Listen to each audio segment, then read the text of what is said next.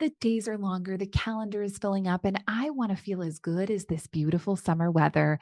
That's why I've been loving Groons. It's one daily pack of gummies that covers my greens, vitamins, and minerals, and even has 6 grams of prebiotic fiber. So I don't need to juggle a complicated wellness routine on top of everything else. They taste amazing.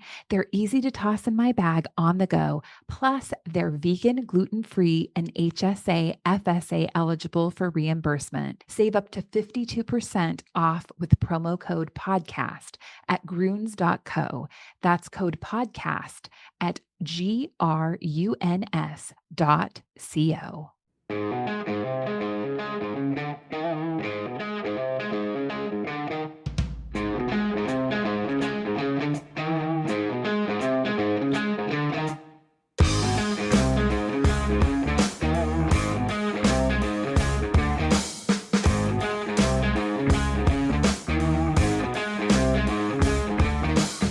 All right, we're back here on Wooden Sticks. I'm Kevin Gorg, as always, recording from the Aquarius Home Services Studios.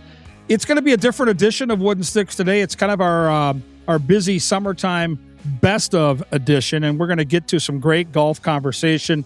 I thought it was appropriate this week with the LPGA having a major golf tournament right in our backyard. I live here in Minnetonka. Was just over in Chaska earlier this week, and the golf course looks spectacular. So all the best players in the world are descending on the Metro here in the Twin Cities. And so golf is kind of front and center, even though this is a hockey podcast, and it's always going to be a hockey podcast.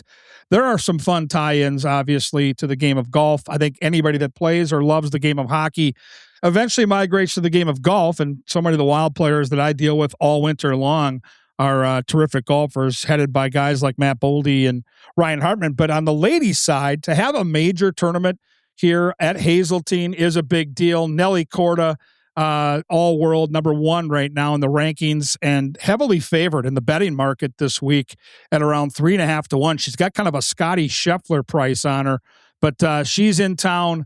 And, you know, of course, you've got all the big time stars on the tour. Charlie Hull out of England has kind of been an X or Twitter sensation. She got caught on video in between holes, striking up a heater in one of the bigger tournaments earlier this year. And they had some fun with her, and she embraced it. She's got a great personality, and so it'll be fun to have her on the grounds here locally. And then, of course, my pick to win it this year, a young lady by the name of Gino Thittikul, and she's from Thailand. And what has she done? She's won 2 of her last 3 starts. She's gone top 5 in 5 consecutive.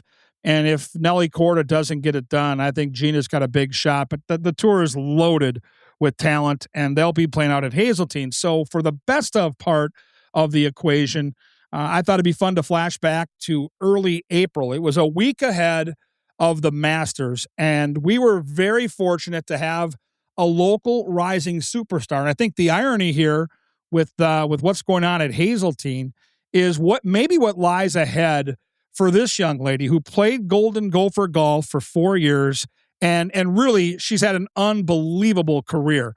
And we had so much fun getting to know Bella McCauley that I thought it'd be a great time to maybe replay that interview. And by the way, a week in front of the Masters, she called it with Rory McIlroy, as we all know now, getting his 2nd consecutive green jacket. But Bella called that. And then after she got done doing the podcast, she was on fire down the stretch within the Big Ten, through the Big Ten tournament, and actually made a nice showing in the NCAA tournament. So there is conversation now here locally that Bella might have a chance eventually to work her way onto the tour. And the ladies we're seeing at Hazeltine right now might be some of the ladies that she faces in the near future. So it's going to be a fun show from back in April, getting to know a local athlete who's had great success. And I'm talking success on the golf course for sure, but her academic numbers were also something that was celebrated this year with Golden Gopher Golf, and we should certainly make a mention of that as well. And so we're going to go back in time, early April, and hear from Bella today. Before we get to that, though, we have to thank the people that make this show happen every single week. And I'll start with my dear friend, John Schweitz over at Minnesota Masonic Charities. Today, I want to talk a little bit about the Minnesota Masonic Charities. When you think about the Masons, I get it. You think about the funny hats, those pancake breakfasts, which are phenomenal.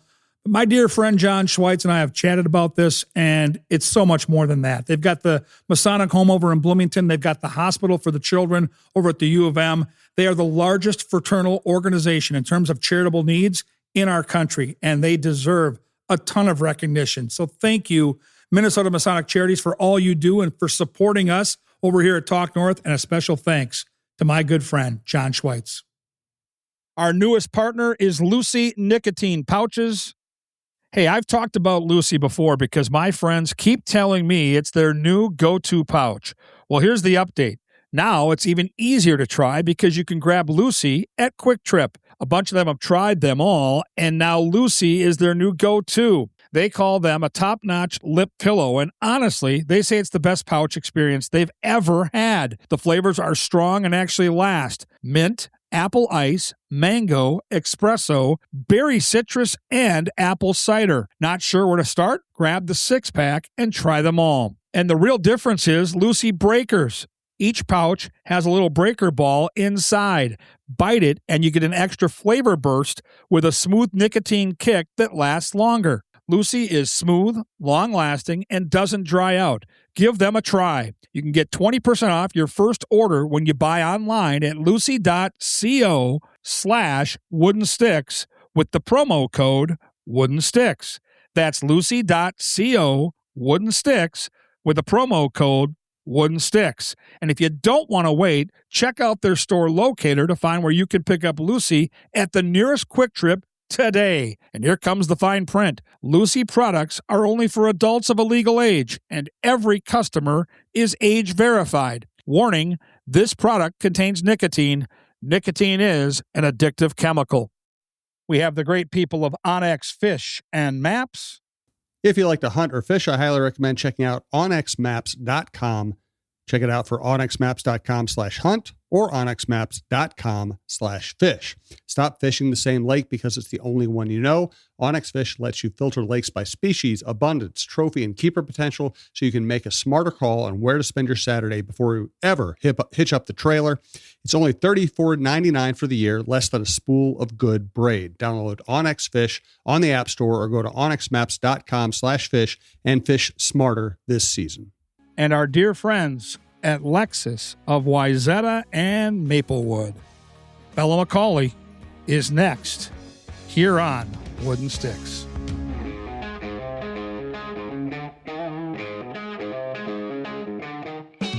All right, folks, welcome back to Wooden Sticks. As always, we are recording from the Aquarius Home Services Studio here on the Talk North Podcast Network. My name is Kevin Gorg. Appreciate your patronage. We are going to get into the golf. It's Masters Week. You guys know from listening to this show that I am way deep into the golf thing. And why not talk to a rock star golfer that's homegrown here in Minnesota? She is Bella McCauley. She plays for the University of Minnesota Golden Gophers.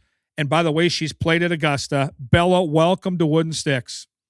Hi, Kevin. Thank you so much for having me. I'm so excited to be here today. Well, we got to start off with just in Minnesota, you know, our golf season is certainly smaller than it is in the southern states. You got to make the hay while the sun's shining. We get maybe 5 good months of golf weather. How did you get to this level? Division I, I looked at your accolades on the Gopher Sports website. You are legitimately an incredibly talented golfer, but not easy to do growing up in this state. So how did you do it? Yeah, for sure. I get asked that a lot, actually. So I'm from Minnesota, born and raised just outside the Twin Cities area in Inver Grove Heights, and been there all my life. My dad actually got me started at a really young age of 6. He used to teach golf, so he just really wanted to get my sister and I into the game and for us to love it as much as he did. So we both started pretty young, and then as we kind of got older, we just started loving it for ourselves, and my ideal day in the summer would be getting dropped off at the golf course for 5, 7 hours. And it was kind of like babysitting out there. I think the course kind of babysat us, but it was so fun. And so we just kind of fell in love with the sport. But for me, that like Minnesota winters were just kind of a normal part of our day to day. And I kind of always tried to look at it as a positive. With, with summer golf, you're really trying to focus on results and playing and shooting the best scores you can. But obviously, as golfers know, there's a component of constantly like working on your game and making your swing better. And I think winter's a really good time to do that without constantly focusing on results during that time. So I've always tried to look at it as a positive, and I think you just have to be more intentional with the time. And I'm a lot older than you, and so a lot of the options that you guys have available to you now, I didn't have growing up in the 70s and 80s. And one of those things, and I watch TGL once in a while, but simulators have become a real thing here in the last decade. How much do you get to do that as a Division I golfer? How much does it help you? How realistic is it? And how available are simulators to a Division I golfer in the winter? Yeah, absolutely. So what's funny for me is I actually really didn't use simulators a ton growing up. Um, One, it wasn't as common, but also I really feel like I'm a field player more than anything, more than an analytical side of things. So for me, growing up, I kind of just tried to steer away from some of the simulator stuff. As I've gone older into college, it's helped me with just kind of dialing in distances before tournaments, or sometimes we go to places with like different altitude changes, and so you can adjust that on TrackMan, and that can be helpful, or just like games and stuff. So I kind of try to use it for that, but I do think it's you can kind of make yourself a little crazy if you analyze it a little too much. Everyone's swing is different, and it can be harder if you're just not seeing the ball flight. And so as a field player, I know a lot of other people have mentioned this as well. It's just definitely a balance of, using the technology. It's there to help you, but also not letting it drive you crazy. So let's go back to when you were little. You said you mentioned you started when you were around 6 or 7 years old. What were some of the first golf courses here in the Metro that you got to play, and maybe your first 18, because that's always a big step when you're maybe a little older? Yeah, I think so. I grew up playing Rich Valley Golf Course in Rosemont, which it isn't there anymore, Yep. but that's where my sister and I grew up all the time. And then we've been at Southview the last Oh, yeah, like 7 years or so.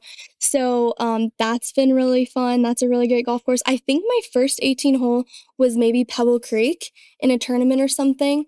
And I think I was maybe 8, 9 years old, and that probably tore me up. I was probably used to 9 holes, and I think I shot maybe just under 120 or something. It was not a good day.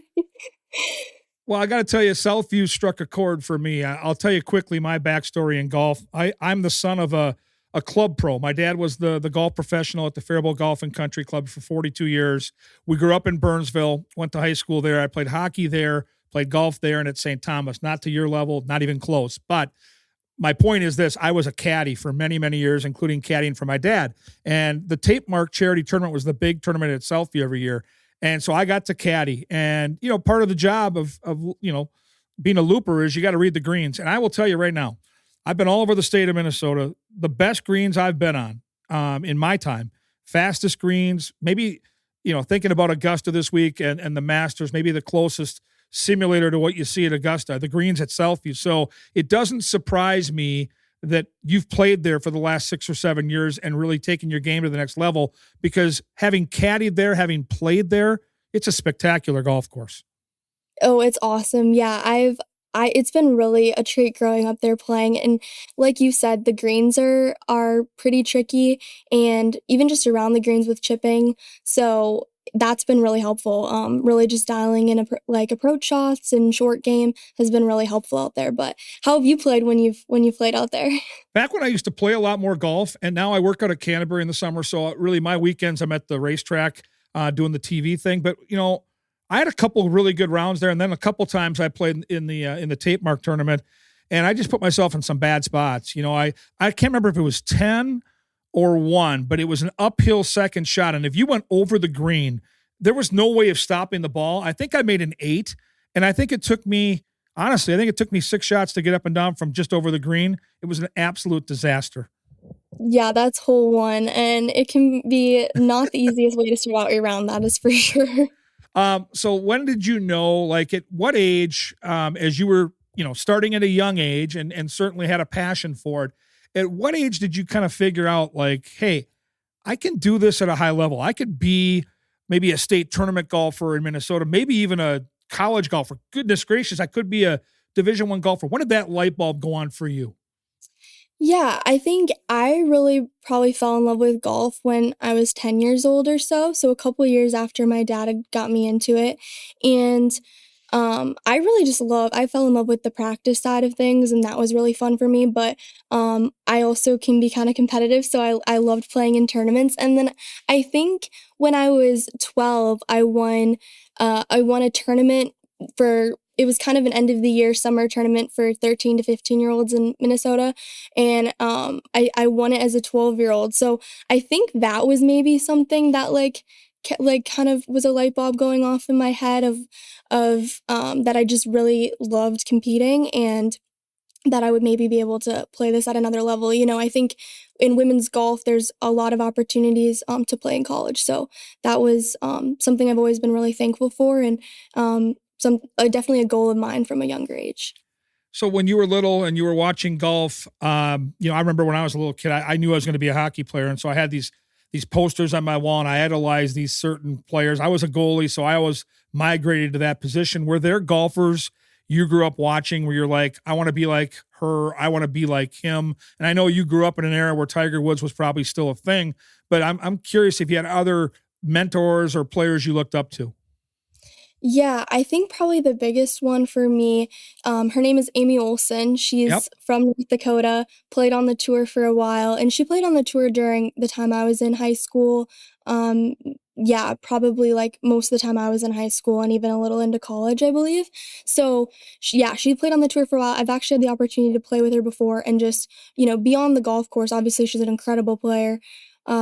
She's just an even better person and just really well respected on tour, really well liked. You could just tell everyone really respected her in the way she carried herself. So I've always really admired her. She's from here in the Midwest, so definitely someone I've looked up to from a young age. So you get to high school. I know you played for Simley, and you guys were a state tournament participant back in 2019. In fact, you finished, I believe, third that year. That feels like an awful lot of pressure for a young kid. I went out and watched my nephew a few years ago.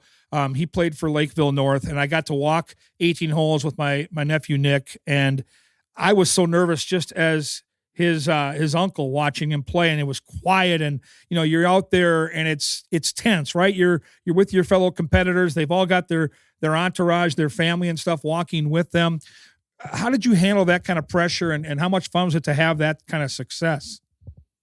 It was just really fun. I mean, I think in everything, all athletes, at any level really understand the nerves. I mean, you could be a recreational golfer going out to play 9 and, in a skins game or something, and you got a putt to win. I think you're feeling a little pressure there too. So I think in anything you're feeling nerves, and I think it's just more about how you embrace it, and, I think what separates really good athletes from like the elite is just how they handle the nerves and really embracing it. So for me, I've always really tried to do that and just be excited for those moments. That's kind of what that's what your preparation is for. All the practice is for some of those moments. So for me, I've always really tried to embrace it, and it's always been really fun for me too, because just with a lot of like families or golf is really big in my family, so they've always loved watching, and I've just had a really good support system with that too. So that's been really fun for me.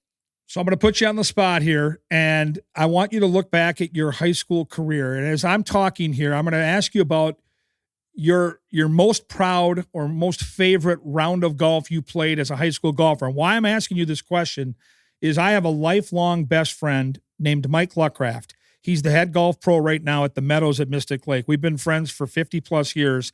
And I marvel at high level golfers, how they can tell me about a round they had 6, 8, 10, 12 years ago. And Mike can like go shot by shot. And I'm like, this is insane, but he can do it. And so knowing that you're a high level golfer, and I never got to that level, take me back to maybe your best round, favorite round as a high school golfer, and we'll see if you and Lucky have that in common, where you can recite some of the great things you did.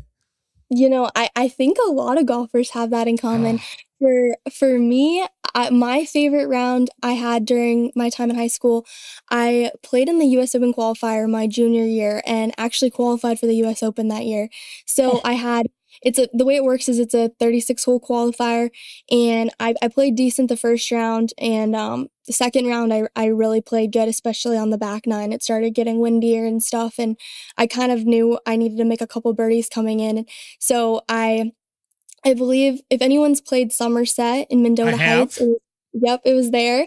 So I think it was like hole 12, the par 5. I holed out for eagle there. Oh, And yep, and then I made a really good I think I bogeyed the next hole, but made a solid par on 14, and then made a 30-footer on 15, the par 3 for birdie, and then parred 16, and again, like, it was getting windy, so scores were definitely a little higher too, so, parred 16, the par 5, 17, made a putt from off the green, probably 18 feet or so for birdie, and then made an 8-foot par putt on the last hole for par to qualify and not force a playoff, not have to be in a playoff. So, yeah, that was probably one of my favorite rounds. It was just such a surreal moment. So, for well, me, that and was amazing. so many memorable moments as you took me through the back nine. I mean, it almost has to feel when a couple of those things happen, Bella, like it just might be your day. And when you're a young kid, right, you can kind of ride that wave. It's funny in all sports, there's a wave of momentum that can happen, positive or negative. And it feels like that particular day, you just kind of rode the wave. What did you end up shooting? I think I went 72, 71 or something, which was definitely yeah, which in a lot of US Open qualifiers, it just really varies on the site. Some of them are very low, the qualifiers. This one, it was just really windy, and so, scores were definitely pretty tough out there.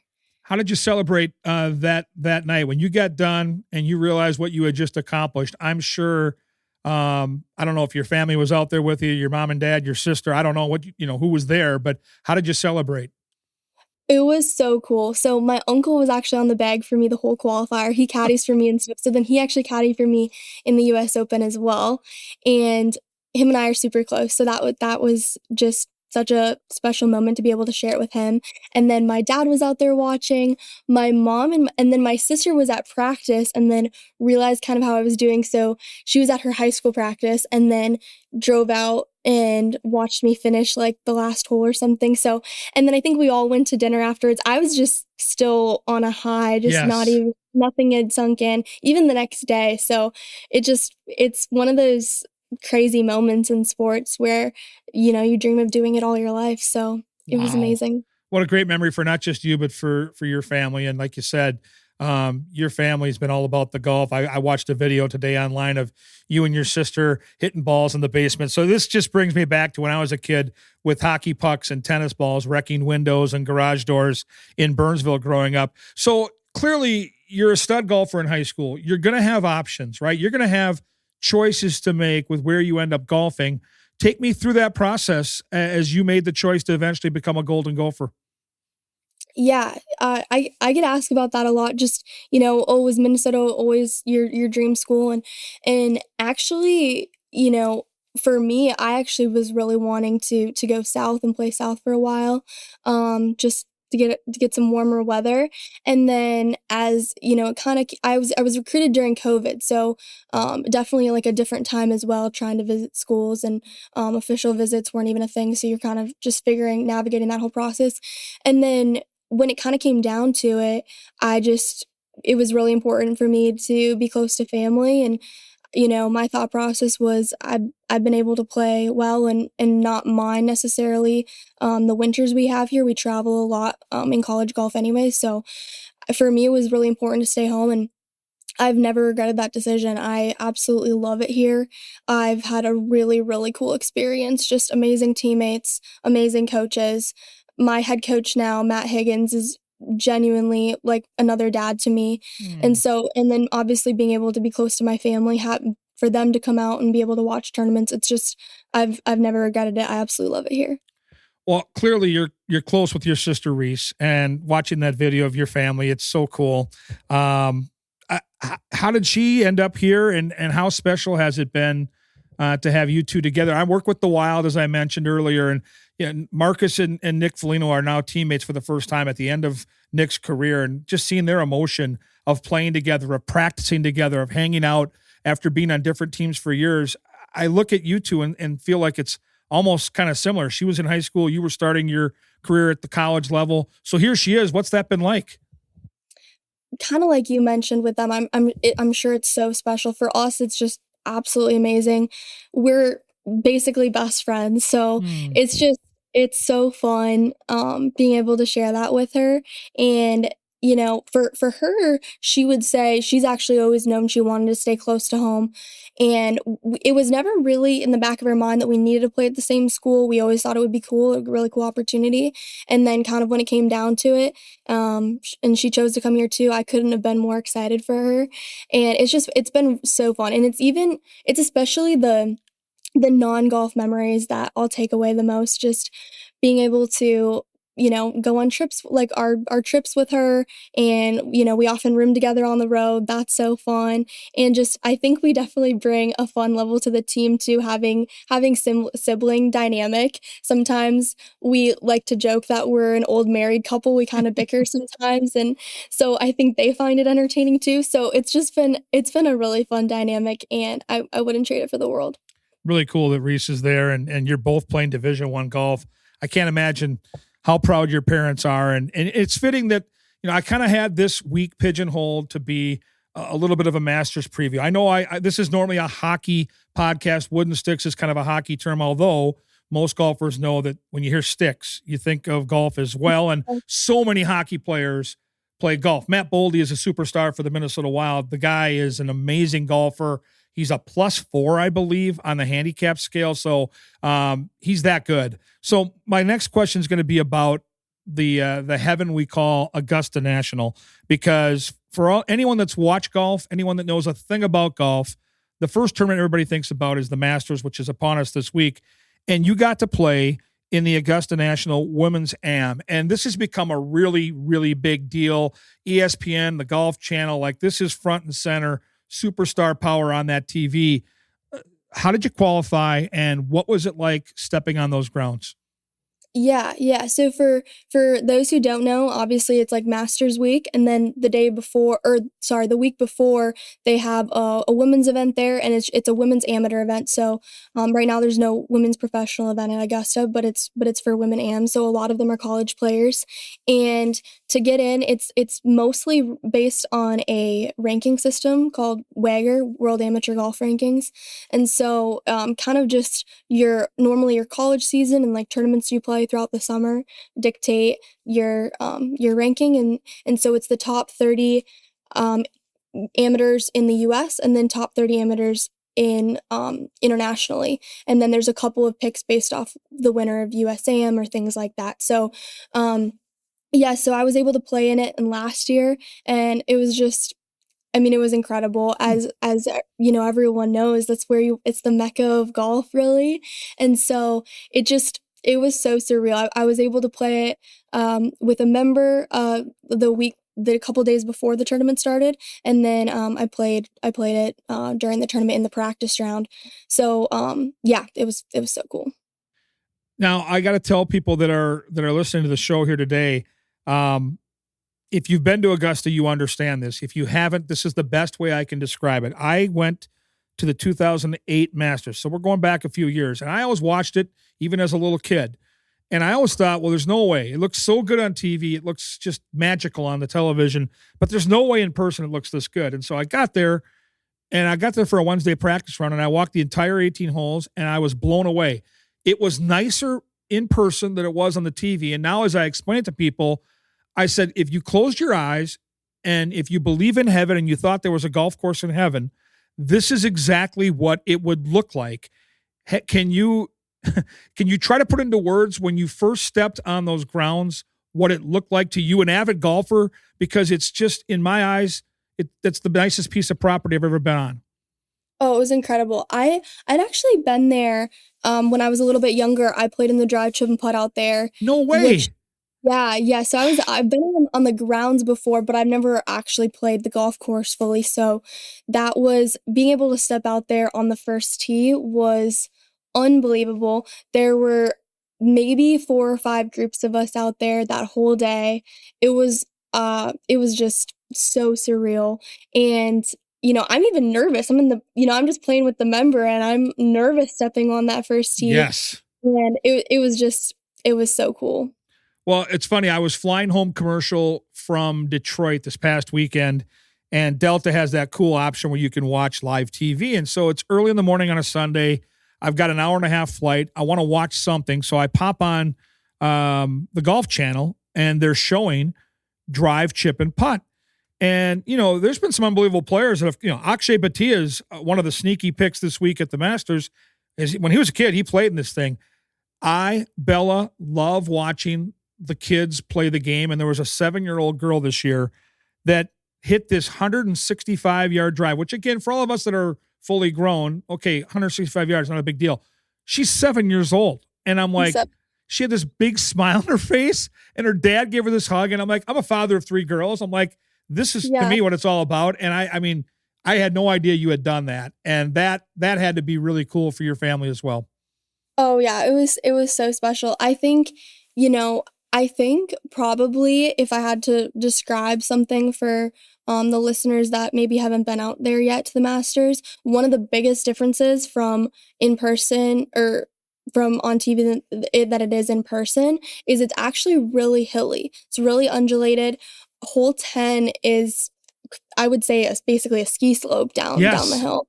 And people don't necessarily realize that when it's on TV. It looks somewhat undulated, but like fairly flat. And that's just not that way at all, especially down Amen Corner. It's the undulations around the greens and getting above the pin on 12 or 13. People don't realize what that looks like in person versus on TV. I would say those are some of the biggest differences.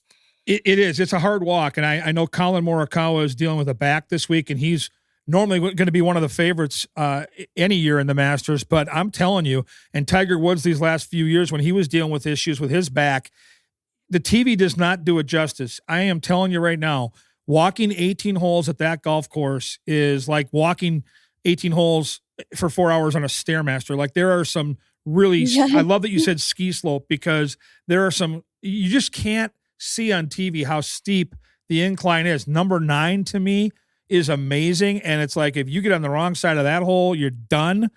You mentioned 10, there are some crazy hills there. So as you look at this year's edition of the Masters, and maybe give us a player that might be in your eyes the most likely to win. And maybe if you're just looking for a cool story, like I like looking at sports sometimes like I look at a great sports movie, where if we could just have a Sunday where this particular golfer rises up and does it, maybe a dream scenario, and maybe your best player to win it if it's someone more formful. Yeah. So for me, I actually would say I think it would be really cool if Rory went back to back. I think that would be a really just amazing win for sure. I think that would be crazy. That would be like a movie. But what's funny for me is I was never a huge Rory fan, and I've heard good things, but I was never like, some people are really like just think he's awesome, and I was like, oh, he's a good golfer, but that's all I knew. And last year when I was playing Augusta with the member, he was actually one of the groups out there, and I got to meet him, and he was just one of the most genuine people I'd ever met, and went out of his way, obviously, just to have a couple minute conversation with me. And it was just, and this was obviously right before he won. This was like the 2 weeks before we won Augusta. So it was actually incredible just how nice he was to take the time and have a conversation with me. And so now I'm a big Rory fan. So I was rooting for him big last year. So I'm hoping the mojo keeps going this year. Well, have you seen the documentary on Netflix about that win last year? I actually have not. Okay, I'll tell you this, and maybe I'm just an old soul and I get choked up easier than I should, but I watched it, and like you, I always respected Rory, thought he was a great golfer, but I was more of a Justin Thomas guy. I loved other golfers. Nothing against Rory. I never cheered against him except at the Ryder Cup. But I watched this documentary, Bella, and I got choked up 2 or 3 times because you talk about the roller coaster and dealing with those emotions within a round. And all of us know the backstory, right? Like, this was the career Grand Slam. This was the one he always wanted. He has had his heart broke there so many times. To hear it in his words and to see it play out the way it did, where he had it, he lost it, and it looked like he had it, then he lost it, and then he finally got it. I dare you to watch that and not get a little emotional. And now that you've met him leading into that particular event, I think you'll have a different way of taking it in than most of us mere mortals. And I love hearing that, because when you see him interviewed, he is so real. He doesn't deal in cliches. And as a sports reporter, I love when guys like can actually tell the truth and not try to like can their answers. And Rory's always been that guy. So I can't believe you met him. And the fact that he won tells me that you're clearly good luck. So maybe he'll do it again. Hopefully that would be a pretty cool week this week for him. Well, your insight's fantastic. I know you're playing today. You're actually at the clubhouse right now, getting ready to go out and do some practicing with the Gophers, play a little golf. Before I let you go, it's going to take like 2 or 3 minutes. We're going to get to know you. At the end of these podcast interviews, we do the hat trick hot seat. 3 quick questions as maybe fans get to know you a little bit off the golf course. This has been so much fun. Okay, we're going to start with an easy one. If you could go to one concert in the next 12 months, the next calendar year, and it doesn't have to be a concert that's scheduled. It just has to be somebody that's still out there putting concerts on.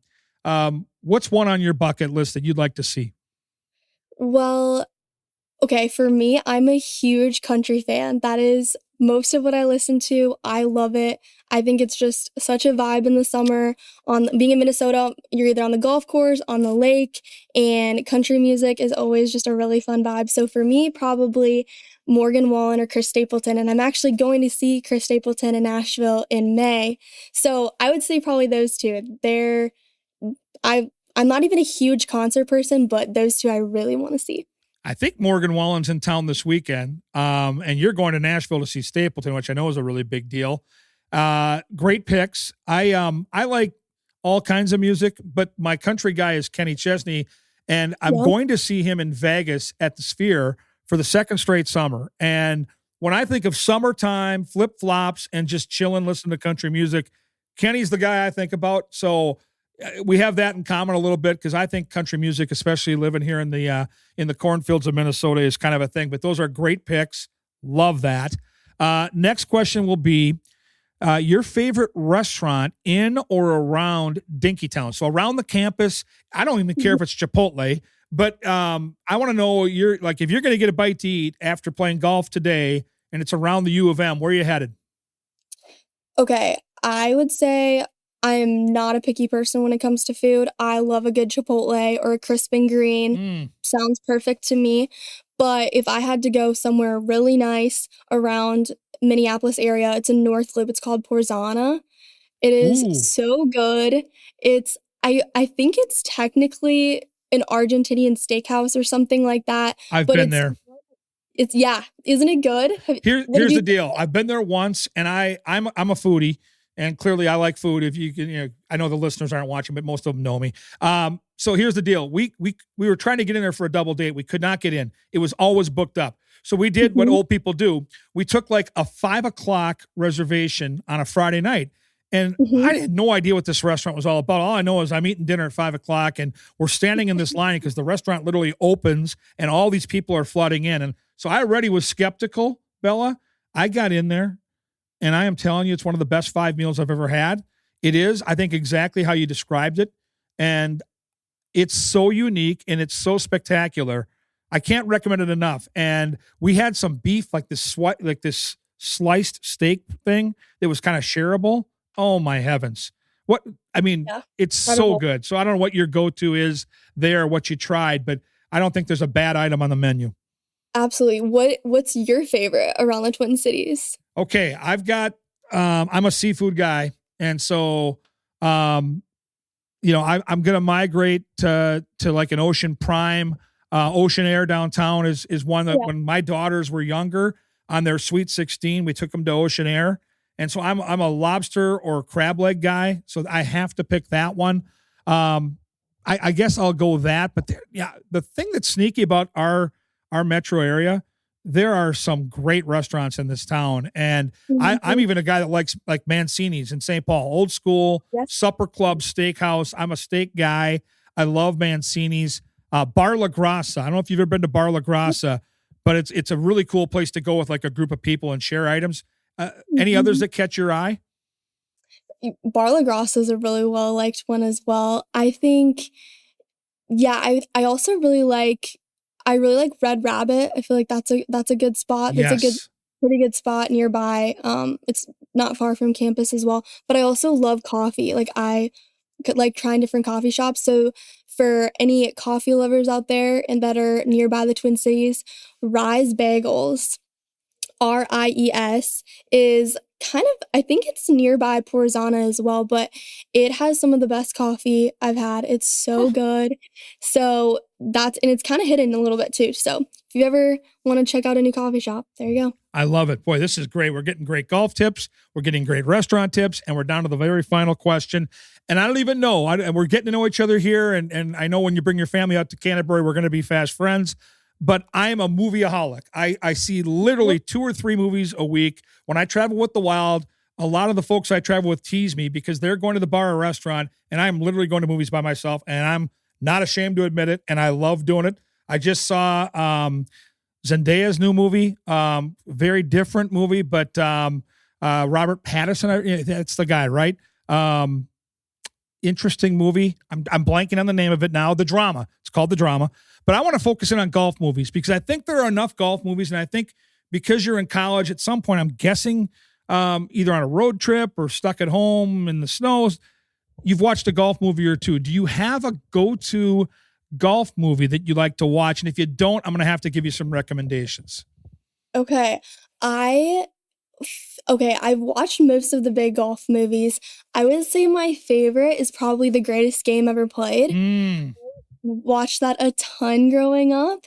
Excellent. And for those who don't know, it's about Francis Ouimet. I want to say early 1900s, but he won the U.S. Open as an amateur. And I think it just kind of opened up the world a little bit for amateur golf and just kind of people's viewpoints on it. But it was such a well-done movie, and it was definitely one of my favorites growing up, so I'd have to say that. It's a great pick. There are probably 10 or 12 out there. The Legend of Bagger Vance with Matt Damon is terrific. Tin Cup is my go-to golf movie with Kevin Costner, way before your time. So I understand that it might not have been on your radar. There's a movie that came out a couple years ago, Bella, I believe it's called The Long Walk. And it's a true story. And I want to say it's down in Texas. And there were these underprivileged kids that couldn't afford to golf. And they were working. And I think the person in charge of this little area where they were like, almost like doing farm work, right? To hustle for a buck as teenagers, invited them out to play a little golf. And it ends up being this thing. And they end up being some pretty good golfers. So The Long Walk would be one I'd recommend. Tin Cup, old school, good fun. But your pick is excellent. And we are out of time. I took up 35 minutes. I have my clock management. I know you've got practice today, and I know you got to get out there. I could have gone on for 2 hours. We'll do it again, I promise. And give us a quick little synopsis of what's next for the Gophers and you here in the spring, and then we'll send you out to play.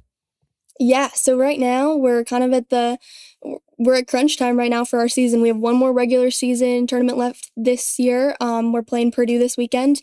Then we have Big Tens in LA the next about a week and a half later.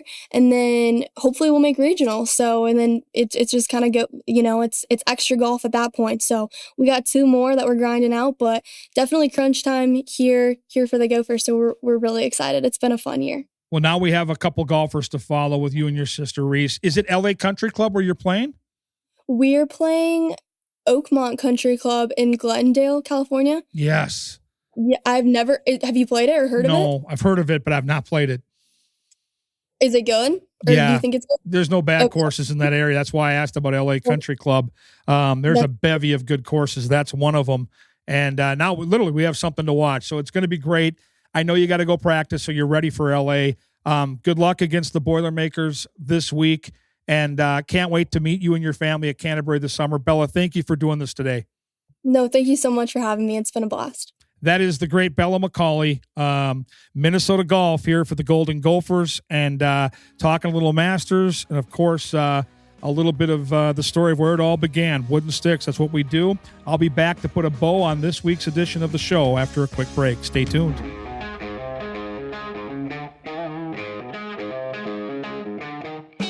Well, I appreciate you guys going back in time with me today to hear from friend of the show, Bella McCauley.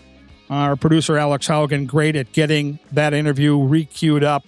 And I think still some super fun information. And obviously the conversation now, as she wraps up her career at the U of M, shifts to what lies ahead and maybe a chance to play on the LPGA Tour, which I think would be pretty spectacular to have a local angle and to have somebody that we had a chance to get to know here on the show. And the other thing we're going to kind of add to Wooden Sticks here as the summer progresses. And again, we're going to have all the draft coverage when Billy Guerin makes his next big move, whether it's signing Quinn Hughes to that extension or trying to bring in a big-time player like Dylan Larkin. We're going to have that covered for you front and back. But in the meantime, kind of a lull in the schedule. And throughout the summer, I thought it'd be fun to tap into my great affection for the movies, because I think in the summer is when people really migrate to the theater. Obviously at the holidays, through Thanksgiving and Christmas, when folks are home from school and yada, yada, yada. That is a part of the program. But I've always thought that summer, especially when the weather gets too warm or too rainy, when those storms come, force us to go maybe have some fun in the movie theater. And frankly, some of the movies we're going to talk about today are much better seen in the theater. My spot of choice is over in Plymouth at the Plymouth Grand 15. It's a man theater. It's got the, so comfortable leather recliners. I've got the popcorn bucket that's kind of a thing you purchase at the start of the new year, and you get to fill that sucker up for $4 every time you go. A big part of the movie experience for me, of course, is the popcorn. And here are a couple of movies I've seen recently that maybe you should put on your list. The big blockbuster here in June was Disclosure Day. Very cool movie. Again, I think if you're not into sci-fi, it might not be right in your wheelhouse. But I think the story itself by Steven Spielberg is good enough where I think you'll appreciate it. And really a fascinating look at it, is there, or do you believe in, life from other planets existing and maybe once in a while making an appearance here. Emily Blunt is the lead in this movie. She's outstanding. It's 2 hours and 25 minutes. If I had to rank it out of 10, I'd probably give it a 7. I've seen better. I've seen a lot worse, but it's a fun summer movie if you're into that kind of sci-fi thing. Toy Story 5 is something I had to go see. The original Toy Story came out when my oldest, Katarina, was born 31 years ago. And so I've seen all of them. First few, I went to the theater with my kids, and the last couple I've just gone to see on my own. This one is right down the fairway, kind of very similar to earlier editions of the Toy Story. The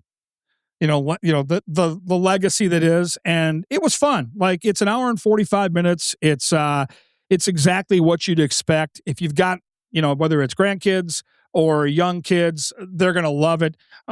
You're just looking to kill an hour and 45 minutes and have some good popcorn. It's still fun for us adults as well. So I would recommend seeing that.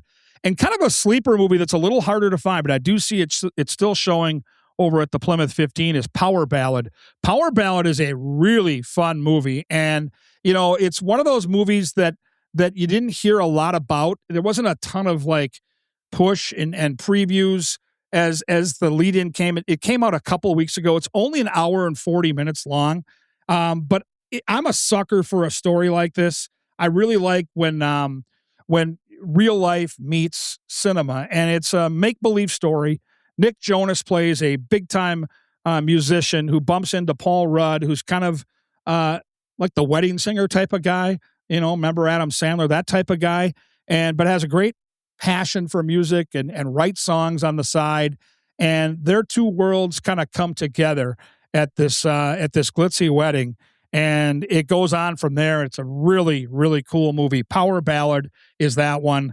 A little shorter than Disclosure Day by almost an hour, but I would say, grading that one out of 10, probably give it an 8, probably give it a higher grade, and really worth your time. Toy Story, I'd probably give that one a 7 as well. It's anything over 5 or 6, you're going to want to go see it. And I think all these movies are better in the theater. So finally, the last review I'm going to give you. I don't like scary movies. I rarely go to see them, but there was so much buzz about Backrooms, I had to go do it. It was a low-budget movie. It was a young 20-something that put this movie together, and it's super scary. It's, the last 25 to 30 minutes, it gets a little far-fetched, but the first hour is very captivating. A movie that I think if you like that type of genre where it's unique, it's got some drama, there's definitely some tense and scary scenes, I think you'll enjoy Backrooms. I know a lot of young people are going to the theater. When I went, it was packed. I went a couple weeks ago. Give it a 7 out of 10. Solid, not spectacular, but certainly worth your time. And we're going to do this throughout the summer and hopefully, lead you to some good things in terms of movies to see throughout your endeavors. It was fun to go back in time and hear from Bella McCauley. We're going to have a fresh show for you next week, right before the 4th of July holiday, something you can take with you to the cabin, out on the boat, wherever you are for the holiday next week. We're going to tee you up with a good show midweek next week. And that leads me to this final push. You got to ping me. I'm on social media at Gorgomatic21 on X or Twitter. I would love your feedback. If you have any guests that you'd like us to secure, we can do that for you. And then obviously, if you have anybody in your friends or family circle that wants to be a sponsor on this show, we will elevate their business. We will put them in a great spot. And we'd love to have more involved. And you can shoot me that note at Gorgomatic21 on X or Twitter. So for Alex Haugen, for all of us at the Talk North Podcast Network, it is another week of Wooden Sticks in the books. We'll catch up with you next week for the 4th of July. Stay tuned.